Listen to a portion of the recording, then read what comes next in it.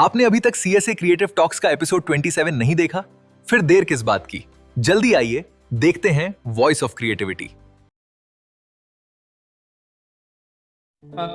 সত্যি কথা হচ্ছে অ্যাকচুয়ালি তিথি ম্যাম হয়তো আমাদের কোথাও ফোন করেছেন সোশ্যাল মিডিয়া মাধ্যম থেকে কাজ থেকে, তারপর পরিচয়, তারপর বোর্ডটা নেওয়া, তারপর আস্তে আস্তে আজকে আমার এই 3 বছর পড়ছে অনেকটা।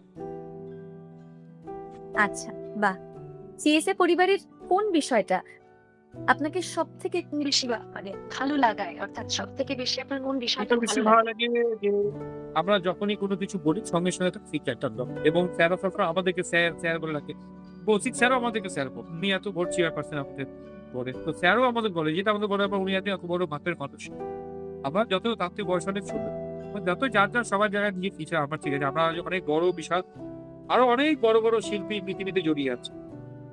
সবসময় মানে আমাদের কথা বলে যে শিখতে হয় মাথা নিচু করে, বাঁধতে হয় মাথা উঁচু করে, এটা রাখতে হবে।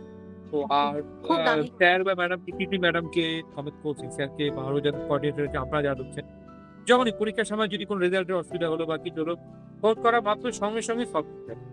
এটা দারুণ বেশ, এটা অন্য বোর্ডে হয়। একটা অ্যাডমিটে যদি কোনো গন্ডগোল লাগে, বানান স্পেলিং ভুল হয়, 5 মিনিটের মধ্যেই সঙ্গে সঙ্গে ঠিক করে পাঠিয়ে দেবে। হুম, একদম একদম অনেক ধন্যবাদ। আমাদের পরবর্তী কোয়েশ্চেন হলো, একজন সেন্টার হোল্ডার হিসেবে সিএসএ আপনাকে ঠিক কিভাবে সাপোর্ট করছে, বা আপনার ঠিক এই সাপোর্টটা পেয়ে কেমন লাগছে? না, সবসময় সাপোর্ট করি, যখন রাত হোক দিন হোক সবসময় তারা আমাদের গাইড করে। যে কোনো মুহূর্তে পরীক্ষা হোক, তাদের কোনো এক্সামিনেশন হোক, তাদের কোনো একটা মিটিং হোক বা কিছু হোক, সবসময় তারা আমাদের অবগত করে।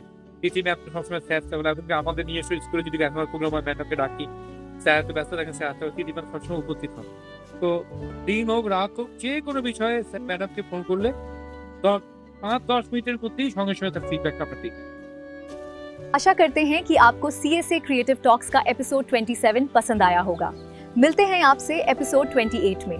धन्यवाद।